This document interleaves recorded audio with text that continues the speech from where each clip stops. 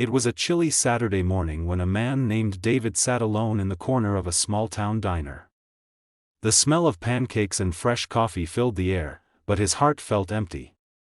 He had everything money could buy, a mansion on the hill, luxury cars, a company that made millions, but what he didn't have was someone to share it with. As he stared blankly out the window, lost in thought, a little girl with messy blonde hair and a pink backpack walked up to his table. She looked about 8 years old, nervous but determined. Then, with the softest voice, she said, "Sir, here's $50. I just need a dad for one day." David froze. The world around him went silent. Hey everyone, welcome to Kindness in Action, where we share real, heart-touching stories that remind us of the power of compassion and humanity. If this story touches your heart, please take a moment to like this video, subscribe, and share your thoughts in the comments.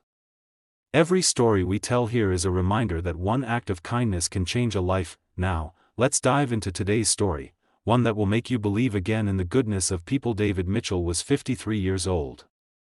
To the world, he was the definition of success, CEO of a major tech company, featured in magazines, known for his innovation and sharp business sense. But behind all that glory was a man who ate dinner alone every night and often scrolled through old family photos, staring at the one person he'd lost, his daughter, Emily. Emily had passed away 5 years earlier in a car accident. She was only 10. Since that day, David's life had been a blur of work, money, and silence. He stopped celebrating birthdays, stopped visiting the park, stopped smiling. That morning at the diner, he was simply trying to escape the emptiness, and that's when the little girl, with eyes so full of innocence, handed him a crumpled $50 bill. He blinked, unsure he'd heard her right. What did you say, sweetheart?" "I said, I'll give you $50 if you can be my dad for one day," she repeated, her voice trembling slightly. David looked around, half expecting someone to jump out with a camera. Maybe it was a prank. But there was no one. Just her. Standing there in a worn-out pink jacket, holding a small wallet in her hands. He cleared his throat. Why would you want that?" The little girl hesitated, then whispered, "It's daddy-daughter day at my school. And my mom says she can't come because it's only for dads." David's heart twisted. "And your dad?" She looked down at her shoes. "He went to heaven when I was 4. For a moment, David couldn't speak. The sound of the coffee machine in the background faded away, replaced by the sound of his heartbeat. He pushed the money back toward her gently. "Sweetheart, you don't have to pay me anything. I'd be honored to go with you." Her face lit up, the kind of smile that could melt stone. "Really? You mean it?" "I mean it," he said softly. The next morning, David found himself standing outside Lincoln Elementary School. He hadn't set foot in a school in years. He wore a simple sweater instead of his usual suit, and in his hand was a pink lunchbox he'd picked up at a nearby store, her favorite color, she'd told him. When the little girl, whose name was Lily, saw him, she ran up and hugged him tightly. "You came. I promised, didn't I?" He smiled. All around them, dads were walking hand in hand with their daughters. Some carried balloons, others wore matching shirts. David felt awkward at first, unsure what to do, but Lily guided him through every activity. They built a birdhouse together, played a three-legged race, and shared cupcakes that Lily had baked with her mom. Every time she laughed, David felt something in his chest slowly healing. During the craft hour, Lily drew a picture of herself holding hands with David. Above it, she wrote, "Me and my dad, best day ever." When she handed it to him, David's eyes filled with tears. "That's beautiful, Lily. I'll keep this forever." She grinned. "That means you have to come next year too." He chuckled, trying to keep his composure. "We'll see about that." But in his heart, he knew he'd already made that promise. Silently after the event, David offered to take Lily and her mom out for ice cream.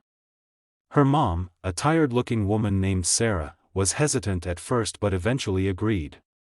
They went to a small ice cream shop nearby, the kind with old-fashioned stools and cheerful music playing in the background. As Lily devoured her chocolate cone, Sarah leaned over and said quietly, "I hope she didn't bother you too much yesterday. She's been talking about Daddy-Daughter Day for weeks, and I just couldn't find the heart to tell her no." David smiled. "She didn't bother me at all. She reminded me what joy looks like." Sarah looked surprised. "That's kind of you to say." She paused, then added, "You know, she's been through a lot. Losing her father so young, sometimes I think she just misses that feeling of being protected." David nodded slowly. He understood that feeling better than anyone, the ache of missing someone you can never hug again. Before they left, Lily looked up at him and said, "Do you think maybe we could hang out again sometime? You're really good at being a dad." David swallowed hard. "I'd like that, Lily. I'd like that a lot." In the weeks that followed, David found himself driving to their small house on the edge of town every weekend. Sometimes he brought groceries, other times he brought board games or books for Lily. They watched movies, went to the park, and even built a treehouse together in their backyard, something he'd always wanted to do with his own daughter but never got the chance. Sarah would watch them from the porch, tears often welling in her eyes. She saw how gentle David was with Lily, how he listened, encouraged her, and treated her like she was the most important person in the world. One evening, as the sun dipped below the horizon, Sarah quietly said, "You've brought something back into her life, something I couldn't." David smiled softly. "She did the same for me." It was true. Lily's laughter had filled the silence in his home. Her drawings now hung on his refrigerator. And for the first time in years, he didn't dread waking up in the morning. He wasn't just helping her, she was helping him heal. A few months later, David invited Sarah and Lily to his company's charity event. He wanted them to see the world he came from, the side that wasn't all numbers and suits. When they arrived, people whispered, "Who's the little girl?" some asked. David didn't care. During his speech, he paused midway, looked down at the crowd, and said, "I used to think success was about money.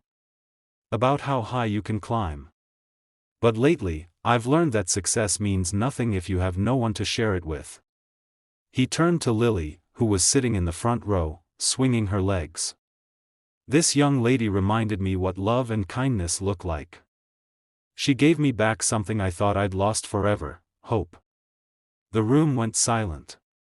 Even the most hardened business partners felt something stir inside them. After the event, people came up to him, men and women, saying they wanted to volunteer, to give back, to reconnect with their families, all because one little girl decided to ask a stranger to be her dad for a day. Years passed. David officially retired from his company and focused on philanthropy. He started a foundation for children who'd lost parents,